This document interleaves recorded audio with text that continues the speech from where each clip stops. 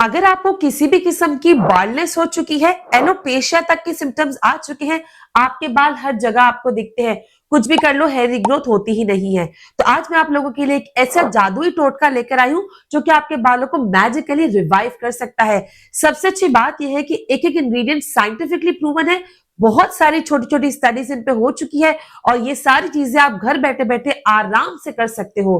तो कैसे बनानी है इस रेमेडी को वो चल के देखते हैं। लेकिन दी मोस्ट इंपॉर्टेंट थिंग, ये जितनी भी चीजें हम यूज करेंगे ना, इनमें से कुछ चीजें बहुत स्ट्रांग होने वाली है, तो एप्लीकेशन का तरीका जरूर देख लेना।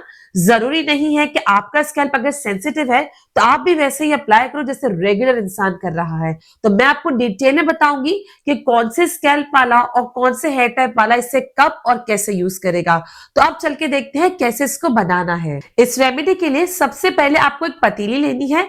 इस पतीली में आप रखोगे थोड़ा सा पानी। मैंने तकरीबन 1 गिलास पानी डाला था। ये जो भी मैं आज क्वांटिटी बना रही हूँ वो तकरीबन 1 से 2 टाइम के यूज के लिए बना रही हूँ। अगर आप बाद में इसको और क्वांटिटी में बनाना चाहते हो तो आप इसकी चीजें ज्यादा कर सकते हो, लेकिन जो जो रेशो बताऊंगी ना चीजों का, वो इंग्रेडिएंट्स का रेशो आप सेम रखना। अभी फिलहाल यहाँ पर आप 1 कप पानी लोगे।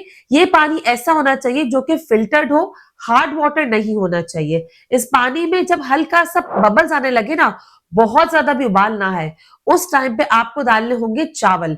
ये चावल है सफेद चावल, ये रेगुलर खाने वाले चावल है। हर किसी के घर में चावल डिफरेंट टाइप्स के आते हैं, किसी घर में बासमती आता है, सेला आता है और हजारों किस्म के राइस है। जो भी आपके घर में आता है राशन वाला चावल, आप वही यूज करोगे। आपको स्पेशल कोई भी राइस लेने की जरूरत नहीं है।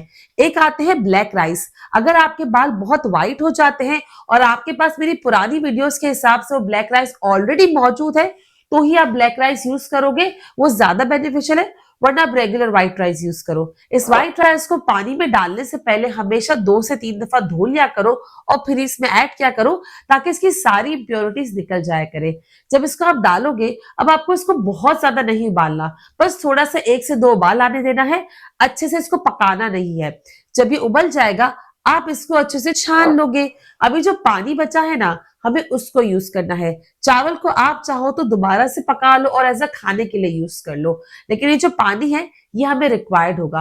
ये पानी जितना आप यहाँ पे क्लिप पे देख रहे हो, ये इतना ही बचा होगा। इसी में हम अपना पूरा सिरप का बेस बनाएंगे। अब इस पानी को आप साइड में रख दो कि ये आराम से रूम टेम्परेचर पे आ जाए। जब चावल का पानी उबलता है तो ये पहले हल्का सा पतला पतला सा होता है। जैसे ही ये रूम टेम्परेचर पे आएगा, ये गाढ़ा होता रहेगा। चावल इसलिए जरूरी है, चावल एक वाहिद थिंग है जो कि आपके बालों की ग्रोथ भी करता है, यानी स्कैल्प पे भी काम करता है। लेकिन इंपॉर्टेंट बात यह है कि बालों की लेंथ के लिए बहुत मजबूती देता है। या आपके फॉलिकल्स को तो स्ट्रॉन्ग करता है, लेकिन हेयर शेफ्ट को भी स्ट्रॉन्ग करता है। या आपके हेयर डैमेज को बचाता है। काफी लोग मुझसे पूछते हैं कि डॉक्टर साहबा हमारे बाल ग्रो तो होते हैं लेकिन वो लंबे हो ही नहीं पाते, तो उन लोगों को चावल जरूर इस्तेमाल करना चाहिए। अब ये जितनी बातें मैंने आपको बताई है, ये जहन में रखना, क्योंकि आगे जाकर इससे रिलेटेड कुछ चीज बताने वाली हूँ। अब जब तक ये पानी ठंडा हो रहा है, हम जाएंगे दूसरी साइड पर और वहां पे लेंगे एक प्याज। आपके पास अगर छोटी प्याज है तो आप एक ले लो, अगर बड़ी प्याज है तो जितना पीस मैंने लिया है आप उतना ही लोगे। बहुत ज्यादा प्याज नहीं लेनी। काफी लोग सोचते हैं कि हम ज्यादा प्याज लेकर एकदम से सर पे लगाएंगे तो बालों की ग्रोथ अगले दिन हो जाएगी। This is next to impossible. उल्टा आपके बालों में इन्फ्लेमेशन और इन्फेक्शन हो सकता है। काफी लोगों को इससे एलर्जी भी होती है। इसीलिए बस इतना प्याज लो। अब आपको क्या करना है, इस प्याज को आपको अच्छे से पहले पील कर लेना है, वॉश कर लो। अगर आपके पास रेड अनियन है, यानी जो लाल पर्पलिश टाइप प्याज होती है, वो ज्यादा बेहतर है, क्योंकि उसमें सल्फर की अमाउंट ज्यादा होती है और यही सल्फर हमारे बालों के लिए बहुत अच्छा होता है। अगर नहीं है तो जो भी रेगुलर प्याज है, यू कैन यूज इट। इसको अच्छे से पील करो, फिर उसको वॉश जरूर कर लिया करो। यहाँ पर इस रेमेडी में हमें छिलके का कोई भी काम नहीं है, सिर्फ आपको प्याज का एक पूरा पीस लेना है। इसको आपको क्या करना है कि अच्छे से आप इसको कट कर लोगे। रैंडम पीसेस में कट कर लो, आपको कोई खास शेप काटने की जरूरत नहीं है। अब जिस पतीली में आपने चावल का पानी बनाया था, वही पतीली आप यूज करोगे। उसमें डालोगे थोड़ा सा पानी, इतना कि 2 से 4 घूंट हो, जिसमें ये अनियन आसानी से उबल सके। बहुत ज्यादा पानी मत डालना। अंदाजे से देख लो मैंने वीडियो में कितना डाला है। आप थोड़ा डालो और उसमें वो प्याज के पीसेस कट करके डाल दो। चूल्हे को तेज करो और उसे अच्छे से मीडियम फ्लेम पर ही उबलने दो। फ्लेम को मीडियम से ऊपर मत करना। अगर आपको बाद में लगता है कि पानी जल रहा है और प्याज अभी अच्छे से उबली नहीं है, तो आप थोड़ा थोड़ा करके पानी और ऐड कर सकते हो। लेकिन ख्याल रहे, जब आप पानी दोबारा से ऐड करोगे तो वो पानी गर्म होगा, तो उबाल ज्यादा जल्दी आ जाएगा। अब थोड़ी देर में जब ये प्याज अच्छे से उबल जाएगी, तब तक का आपको वेट करना है। अगर आपको याद हो तो मैंने कहा था चावल आपके बालों की ग्रोथ भी करता है, लेकिन मेन काम उसका बाल लंबे करने में है। तो जिनके बाल लंबे नहीं होते वो तो चावल यूज कर रहे थे, लेकिन जिन लोगों के बाल बढ़ते ही नहीं है, बालों का हेयर फॉल बहुत ज्यादा हो रहा है, तो हेयर फॉल को कम करने के लिए, बालों की ग्रोथ को स्कैल्प से करने के लिए जो चीज जरूरी है वो है अनियन। तो ये अनियन इसलिए जरूरी था क्योंकि ये आपके स्कैल्प पे इन्फ्लेमेशन, इन्फेक्शन, डैंड्रफ सबको खत्म करेगा, बालों की ग्रोथ करेगा, स्कैल्प की सर्कुलेशन को बढ़ाएगा और साथ ही साथ बालों की लेंथ पे भी काम करेगा। लेकिन जो सबसे अच्छी बात है ना, वो कोई लोग नहीं जानते यहाँ पे, वो ये है कि ये प्रीमेच्योर ग्रेइंग से भी बचाता है। इतना पावरफुल है ये अनियन, लेकिन इसको सही तरीके से यूज करना आना चाहिए। अब थोड़ी देर में जब ये प्याज नरम हो जाएगी, आपको चूल्हे को बंद करना है और जब ये गर्म होगा, ये बहुत बहुत तो नीम गर्म होगा, बिल्कुल ठंडा नहीं करना। फिर आपको इसको अच्छे से ग्राइंड कर लेना है। ग्राइंड कर ये इस तरीके से पेस्ट फॉर्म में बन जाएगा। जब ये पेस्ट फॉर्म में बन जाएगा, आप इसको एज इट इज यूज कर सकते हो, लेकिन उसकी एक कंडीशन है। मैं यहाँ पर आपको दोनों चीजें बनाकर दिखाऊंगी, फिर एंड में बताती हूँ कि कौन से स्कैल्प वाले से कैसे यूज करेंगे। एक तरफ मैं ले रही हूँ उसको एज इट इज, और दूसरी तरफ मैं इसको लूंगी बाकायदा से पूरा छान कर। आपको उसको एक छन्नी में लेना है और उसको हिलाना है। सारा पल्प इसका ऊपर रह जाएगा और नीचे खाली इसका पानी आ जाएगा। तो फिलहाल आप यहाँ पे 2 कटोरियां देख रहे होंगे, फिर आप एंड में देख लेना आपको कौन से तरीके से इसको बनाने के लिए ज्यादा सुटेबल परफेक्ट चीज रहेगी। अब यहाँ पे आपको क्या करना है कि इसको आपको साइड में रख देना है और ये रूम टेम्परेचर पे आने देना है। अब तक हमने 2 चीजें बनाई है जो कि हमारे स्कैल्प पे भी टारगेट कर रही है, हेयर फॉलिकल्स पे भी कर रही है, हेयर शेफ्ट यानी कि बालों की लंबाई पे भी कर रही है। अब आएगा इसमें तीसरा इंग्रेडिएंट। तीसरा इंग्रेडिएंट है धनिया। जी हाँ, कोरिएंडर। ये वही धनिया है जो कि आप खाने में इस्तेमाल करते हो, गार्निशिंग के तौर पे इसको यूज किया जाता है, लेकिन यहाँ पर हम अपने बालों के लिए यूज करेंगे। ये धनिया बहुत इंपॉर्टेंट होता है, काफी लोग इस बात को नहीं जानते। आपको लेना है थोड़ा सा धनिया, बस इतना ही जितना आप वीडियो में देख रहे होंगे। इस रेमेडी में किसी भी इंग्रेडिएंट की क्वांटिटी से ज्यादा किस तरीके से उसको न्यूट्रलाइज और डाइल्यूट करके यूज करना है, ये बहुत इंपॉर्टेंट है। तो क्वांटिटी से ज्यादा जिस तरीके से बना रही हूं उस पर ज्यादा फोकस करना। फिर भी कोई क्वेश्चन और डाउट होते हैं, feel free to comment down below, मैं जरूर उसका रिप्लाई करूंगी। मैं भी चाहती हूँ कि आपको बहुत फायदा हो। ये थोड़े से धनिया को लेकर आपको उसको अच्छे से पहले वॉश करना है। आप चाहो तो उसकी डंडी निकाल लेना, खाली पत्ते यूज करोगे तो भी चलेगा। अगर आप उसकी डंडी भी यूज करते हो वो भी फायदेमंद है, बस जो उसकी रूट्स होती है ना वो आप कट कर लिया करो। अब इसको आपको 4 से 5 दफा वॉश करना है। नॉर्मल इंग्रेडिएंट जैसे कि प्याज हो गया, उसको आप वॉश करोगे ना तो 1 से 2 दफा में उसकी सारी गंदगी निकल जाती है, लेकिन धनिये में काफी टाइम लगता है। गंदगी बिल्कुल नहीं होनी चाहिए, ख्याल रखना इस बात का। अब जब आप इसको अच्छे से वॉश कर लोगे, आप इसको ग्राइंड करोगे। अब जब इसको ग्राइंड करोगे ना, आप नोटिस करोगे कि ये बहुत अच्छे से ग्राइंड नहीं होगा। रीजन बीइंग कि इसमें कोई भी लिक्विडी चीज नहीं है। अब इसको अच्छे से ग्राइंड करने के लिए आप इसमें ऐड करोगे लिक्विड। ये वही लिक्विड होगा जो कि हमने पहले बना के रखा था। ये लिक्विड होगा राइस का वाटर और अनियन का वाटर। पहले आते हैं राइस के वाटर पे। राइस का वाटर आप इसमें पहले 1 चम्मच ही डालोगे और इसे अच्छे से पहले एक दफा ग्राइंड करके घुमा लोगे। अब देखोगे ये हल्का सा पेस्ट फॉर्म में आ रहा है, अभी परफेक्ट पेस्ट नहीं बना है। नेक्स्ट आप इसमें डालोगे अनियन का वाटर। अगर आप अनियन का वाटर नहीं तो अनियन का जो पल्प और वाटर था ना वो इसमें डालोगे। कोई भी एक चीज डालनी है, मेरे साथ बने रहना, मैं आगे बताऊंगी कि आपको कौन सा यूज करना है। दोनों में से एक चीज डालो, 1 चम्मच। अगेन आप उसको ग्राइंड करो। आपको लगता है पतला है तो फिर आप राइस वाटर 1 चम्मच डालो, फिर ग्राइंड करो। आपको लगता है पतला है तो फिर आप अनियन का 1 चम्मच डालो। इस तरीके से आप इक्वल अमाउंट्स में दोनों को डालोगे और फिर आप उसको ग्राइंड करोगे। जब ये इस तरीके से हल्के से, बहुत ज्यादा पेस्ट भी नहीं और बहुत ज्यादा लिक्विड भी नहीं, मैं यहाँ पे आपको आराम से हाथ से भी दिखा दूंगी कि कैसा लगना चाहिए इसकी कंसिस्टेंसी, उसी कंसिस्टेंसी में बनाओगे। जब ये बन जाएगा फिर आप ग्राइंडर को बंद कर दोगे। इस रेमेडी के मैंने सारे इंग्रेडिएंट्स बहुत सोच समझकर और मेरे अपने पेशेंट्स के मैंने ट्राइड एंड टेस्टेड आपको बताया है।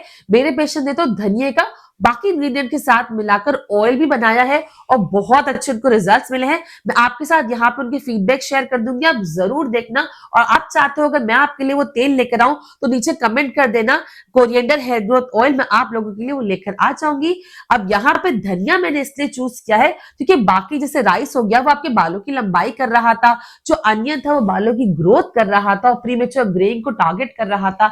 सिमिलरली जो धनिया है ना वो सारी चीजें एक साथ करता है, बालों को सॉफ्ट बनाता है, स्ट्रॉन्ग बनाता है, शाइनी बनाता है, तो बाल दिखने में भी बहुत खूबसूरत लगते हैं। अब जब ये अच्छे से ग्राइंड हो जाएगा आप इसे किसी भी कटोरी में या किसी भी कंटेनर में निकाल के रखोगे, पर अभी इसे हमें यूज नहीं करना। इसको आप ऐसे ही ढक के रख दोगे, चाहे तो फॉइल ले लो, प्लास्टिक रैप ले लो या कोई भी नॉर्मल सी प्लेट ले लो, क्लीन होनी चाहिए।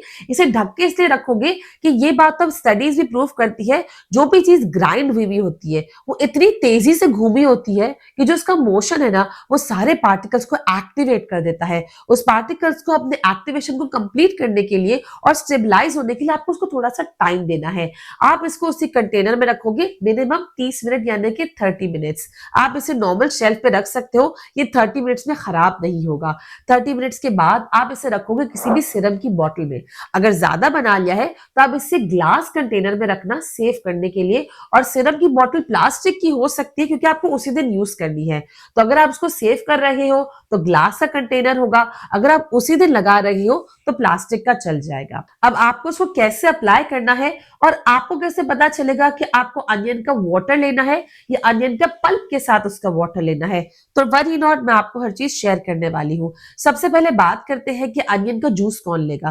देखो अगर तो कभी आपने अनियन अपने स्कैल्प पे इस्तेमाल ही नहीं किया है, ये कंडीशन नंबर 1 है, या आपका स्कैल्प बहुत सेंसिटिव है जिसका मतलब है कि आप कुछ भी लगाते हो आपको छोटे छोटे दाने हो जाते हैं। अक्सर लोग के जब अपने खारिश करते हैं तो उनको हल्की सी ब्लीडिंग होने लगती है, आपको किसी चीज से एलर्जी है स्पेशली अनियन से, डीआईवाई रेमेडीज आपको सूट ही नहीं करती। अगर आपको ऐसी कोई भी कंडीशन है ना, आप अनियन का पल्प नहीं लोगे, आप अनियन का पानी लोगे और बहुत ही कम क्वांटिटी में लोगे। जब हमने धनिया ग्राइंड किया था ना तो आप अनियन का पानी कम लोगे और राइस वाटर ज्यादा लोगे ताकि वो उसमें डाइल्यूट हो जाए। इस कंडीशन में ये जितनी भी कंडीशन मैंने आपको बताई है उसमें आप ये करोगे। लेकिन हमेशा मैं आपको एडवाइस करती हूँ किसी भी चीज को यूज करने से पहले आप पैच टेस्ट कर लो। पैच टेस्ट का मैं बहुत दफा बता चुकी हूँ, if you do not know please comment में आपको डिटेल में बता दूंगी। अब वो आती है बात कि कौन लोग अनियन पल्प इस्तेमाल करेंगे। और बाकी अगर आपको ऑयली स्कैल्प हो, ड्राई स्कैल्प हो, हाई या लो पोरोसिटी वाले बाल हो, बाकी हर कोई, सिर्फ आप सेंसिटिविटी वाले ना हो और आपको किसी किस्म की एलर्जी ना हो, आप सारे लोग अनियन का पल्प इसमें यूज कर सकते हो। अब आपको उसको यूज कब करना है, आपको उसको वीक में सिर्फ 2 दिन अप्लाई करना है, लेकिन मेक श्योर आप इसको अप्लाई करोगे अपने स्कैल्प पे और हल्के हाथों से 2 फिंगर से सर्कुलर मोशन में मसाज करोगे। इसके बाद अब इसको ऐसे ही लगा के रखोगे। Every area should be covered, आगे टेम्पल एरिया का, क्राउन एरिया का, पीछे का। अगर आपको बीच वाली मांग का गंजपन है जिसे हम फीमेल पैटल बार्डनेस कहते हैं, वहां पे भी आप लगाओगे, लेकिन इसको ओवरऑल आप पूरे स्कैल्प पे लगाओगे क्योंकि गंजपन यहाँ पे आपको दिख रहा है लेकिन बाकी जगह भी स्टार्ट हो चुका है, तो ये उस गंजपंच को होने से ही प्रिवेंट करेगा। तो पूरे स्कैल्प पे अच्छे अच्छे से पतली पतली जो सीरम की आती है ना डंडी, उससे आप लगाओ, या आपके पास अगर कॉटन है तो आप कॉटन से भी डैप डैप करके लगा सकते हो। 2 मिनट तक मसाज करो और इसे ऐसे ही रहने दो। इसके बाद आप अपने बालों को वॉश करोगे, इसे आप लगा के रखोगे 2 घंटा और 2 घंटे के बाद आप जेंटल शैम्पू से वॉश कर लोगे। जिस शैम्पू से मेरे पेशेंट ने वॉश कर बालों की इस तरीके की रीग्रोथ की है वो मैं आपको बताती हूँ, लेकिन उससे पहले ये बता दूं कि इससे आदमी औरतें दोनों अप्लाई कर सकते हैं।